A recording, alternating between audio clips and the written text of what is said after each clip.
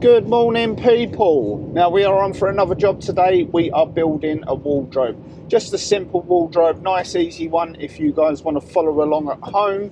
If not, you just want to sit back with some popcorn and a beer, you can do that as well. Now we have got a little bit of an issue. We've got an electrician in there today and he is doing a fuse ball change and some other bits. So it means for the majority of today, we are not going to have power, but I have a plan. I usually make sure my Delta 3 Max Plus is nearby before I start any projects, charging all the batteries I need for the tools I need, including spare batteries. That way I won't run into situations where my tools die mid-use and I have to wait endlessly for them to charge. Okay, so now we have lights and power sorted, although a bit harsh lighting. We have lights and power. This is the area that we're going to be building the wardrobe on, coming off of this little plinth here. If you don't know, in the UK, these are quite common. This is just basically where the head height of the staircase comes up. So it's been boxed in previously, nicely squared off. So we're just going to be putting 2 doors, hanging rail, and a drawer in the bottom down here, just to take up this little bit of dead space, really. You couldn't use it for anything else. So yeah, it's just going to make it a usable space. So let me get measured up, I'll get downstairs and we'll get cutting. So I've set the gazebo up here because the weather is not been on our side at all at the moment. I think it's rained every day in 2026 at the moment. But yeah, anyway, on with the job. So yeah, we're cutting up all our material now. Unfortunately, I forgot to bring my joining bar, so we're having to cut and then move the track along. It's not the end of the world, it just takes a little bit longer. But yeah, ideally I would have had a nice 2.4 metre track to do this, but we got there in the end. Okay, so I've got all my components all cut up, or I say all of them. I haven't got the doors and the drawer box yet, but we've got the 2 sides, the bottom, top, and the bottom shelf cut up. So they're ready to go in. Now we are a bit tight on space in here, so it is going to be a little bit, I don't know how well the filming's going to go with putting this together, but basically we're going to put it together on the floor, stand it up and then lift it into place. It is going to be heavy, but I will do it. We'll be fine. So let's get this together. So we managed to find a semi-decent camera angle so I could show you guys what I'm actually doing here. 3 screws in, top and bottom, and drill and countersink in just to make sure everything pulls up nice and tight. And we've just got some Gorilla Glue, like PVA, just to make sure we get a really strong joint on this. But you're about to see now how tight it is in this room. If this wardrobe was 100mm taller, we would have really been struggling, but we got there in the end. So that little divide that I'm putting in at the moment is going to be the bottom of the door opening. And obviously that's going to be the drawer that goes in that bottom section. But yeah, 3 screws in each corner just to make sure everything butts up nice and tight. And then here we go, we're struggling to get this in.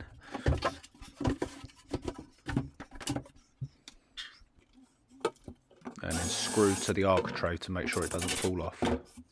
Okay, so that is our wardrobe carcass in place. So I think now we're going to go and turn our attention to this drawer. It's a nice big drawer down the bottom. So let's get that made and then we can do our doors. So we're going for a nice strong drawer box here. Because of the size of the drawer itself, I'm using 18mm material for this drawer. I'd normally use 12, but I want this to be really strong, as I've already said. I'm expecting there to be a lot of weight in this due to the size of it. So yeah, screwed and glued construction on this. You can't really get much stronger than that, to be honest. And I'm going to plant the base on the bottom rather than doing it into rebates, because there's always a chance with MDF that the rebate will break, whereas if I'm planting the bottom on and screwing it in, we're not going to have that issue. So yeah, last side going on now. You really can't build a simpler drawer box than this, to be honest. It's not the fanciest drawer box in the world, but you know, for what we're doing, it's absolutely perfect. So base going on now. This is going to pull everything up nice and square. And I actually decided not to drill and countersink this because I found the screws were pulling up a lot tighter without doing it.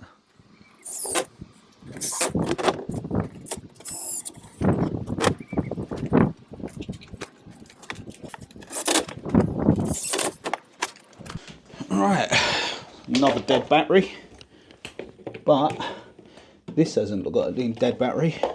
That's only used 5% battery to charge this. Actually, I better tell you about this, ain't I? Because I've been using it in the video and you guys haven't seen that. So this is the EcoFlow Delta 3 Max portable power station, and I'm seriously impressed with it. Now, EcoFlow are sponsoring this video, and they have supplied this unit for me to review. But to be honest, it's not much of a review really, because all I can really say about it is it's fantastic. It's worlds apart from the one that I used to have.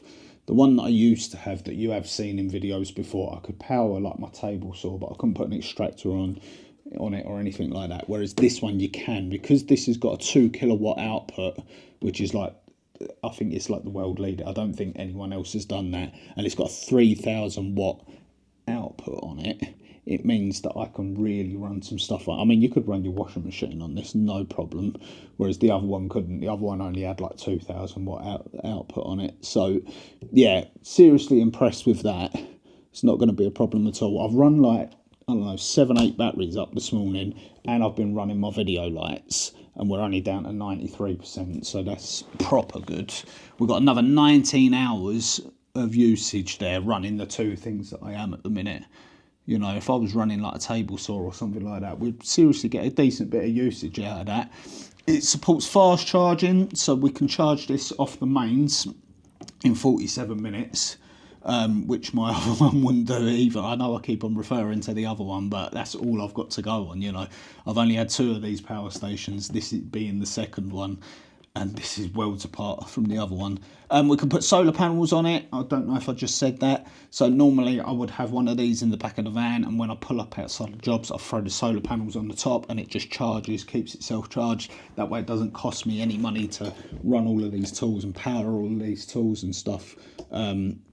Not all customers like you charging their batteries in their houses. Most are fine, but not all of them. So for that, you know, just having this in the back of the van for peace of mind that I can charge my stuff up. I can run a kettle in the back of the van if I want a proper kettle as well, not even a camping kettle. I can run a full-blown kettle. I could bring the air fryer to work if I really wanted to. But yeah, so yeah, like I said, 3,000 watt output on this, which is well decent. We've got a smart app with it as well, so we can check all of our levels and all that. Say I'm in the front of the van and this is in the back, I can check all my levels, or say this is in the van, I'm in the customer's house, I can check to see what it's doing at all times. Yeah, seriously impressed with this, and the build quality as well. I'm well happy with the build quality. It is plastic, I'm not going to lie, but it is proper solid plastic, so I've got no worries about this being in the back of the van and getting smashed up or anything. If you're in like a camper van situation or something, you'd seriously have no worries. If I'm not worried about it being in the back of my van with stuff being thrown in and out all the time and all that, you're not going to have problems either in the home or, you know, in your camper van or anything like that. You can buy extra batteries to go on this as well if you really want to beef up the storage. So yeah, we need to get back to getting that drawer box all fitted in. But I want to say a massive thank you to EcoFlow for sponsoring this video, and actually meaning that we can get on and do some work today. So let's get that drawer box in. So we're just using a bit of 9mm MDF here as a packer. I don't know why, I just don't like these runners sitting on the base. I don't think there's a problem with them sitting on the base. I just like to pack them off. I feel like it gives you a little bit more meat. I'm not sure about the logic behind it, but there you go. Now we're going on to the carcass itself. I think I measured up 23mm there, but all runners are different, so you'll have to check with the ones that you're using. And then we're actually getting the drawer front put on now. Now I have put a little packer down the back just to bring the drawer front forward slightly, and then we'll use a bit of mitre bond just to get it in the right position, because we can't get a clamp on it or anything like that. And then we're going with screws, so we're using 6 screws here just to make sure that there's no risk of that drawer front ever being pulled off. It'll be nice and solid.